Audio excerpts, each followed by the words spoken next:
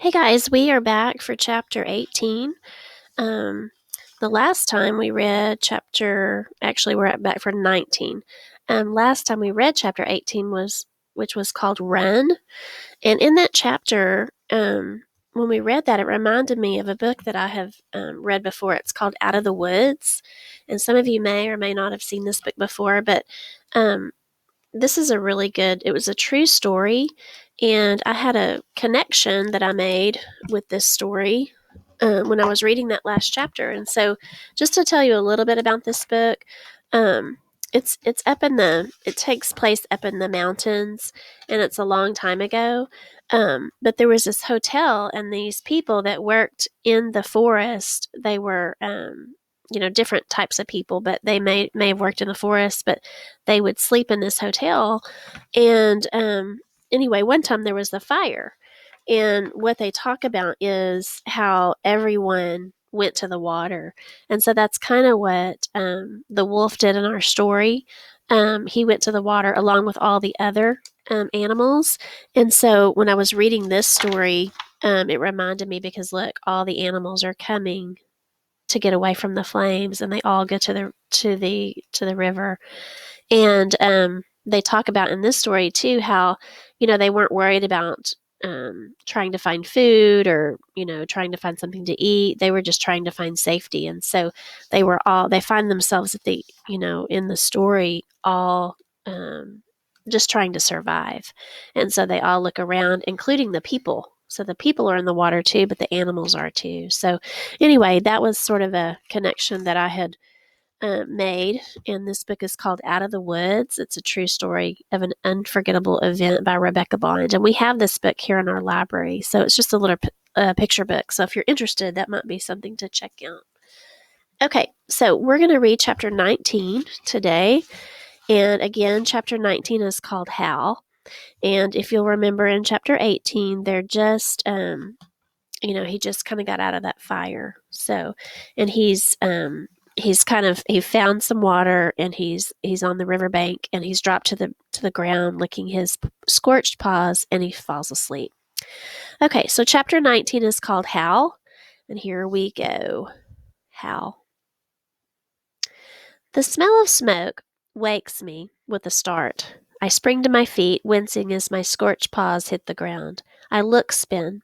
The smell of smoke is everywhere, but there are no flames in sight.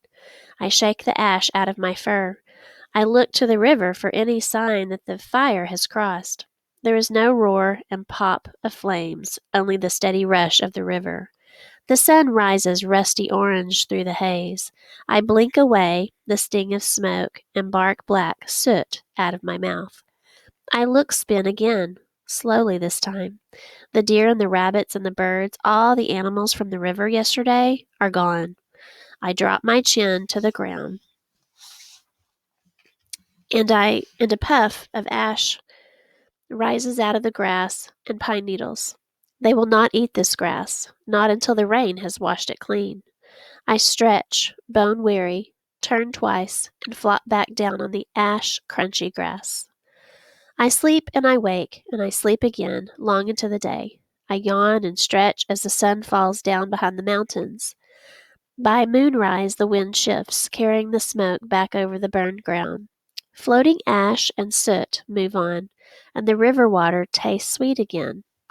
I drink my fill and then gaze at the scorched earth on the far side. It is black as far as I can see.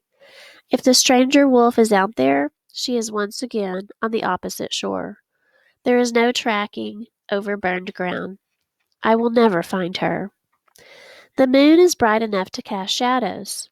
It was last full like this when the pale wolves came over the mountains to kill my family. I have journeyed so far since then, and I am not that wolf any more. I follow the river with a heavy heart, but with each step these mountains feel more like my home. My old friends, the pines and firs, greet me. And huckleberries.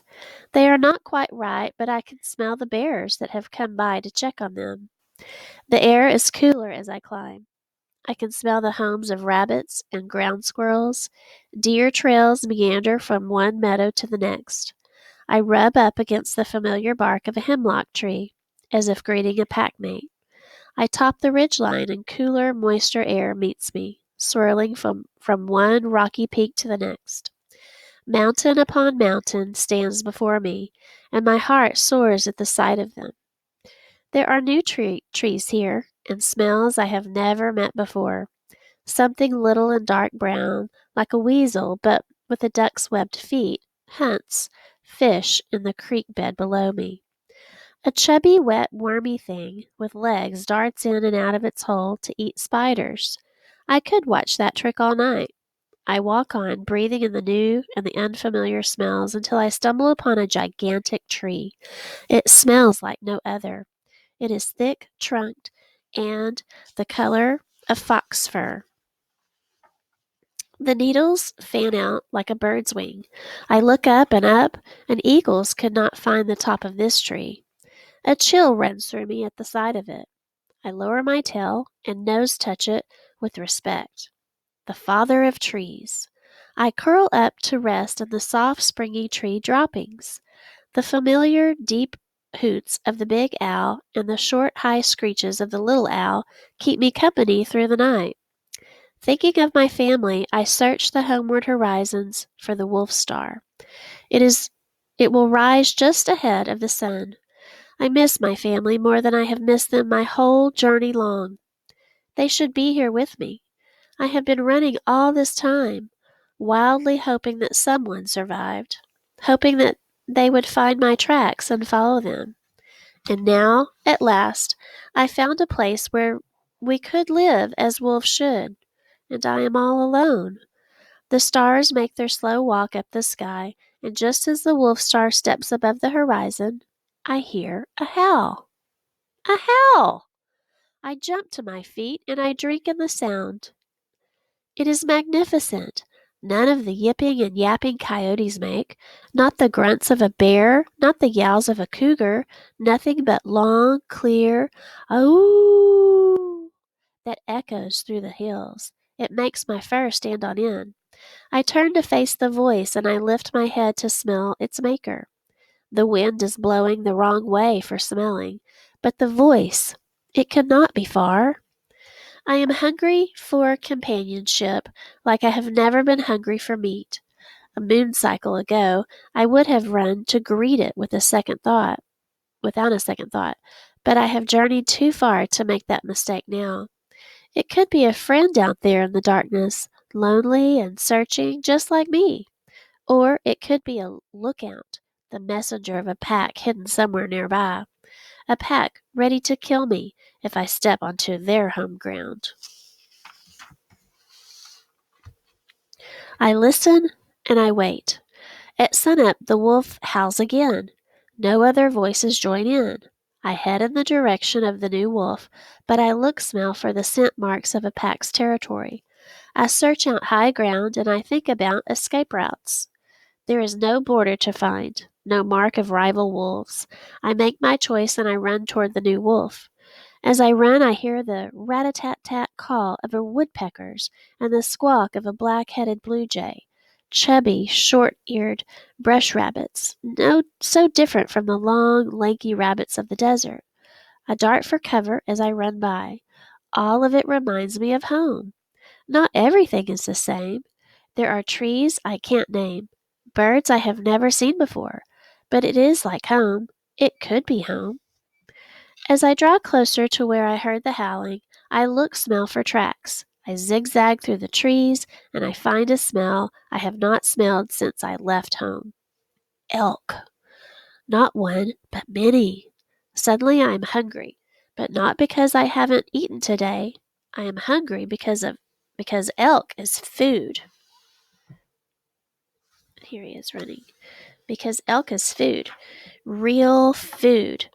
Wolf food. And in that instant, I make up my mind. This will be my home ground, my mountains.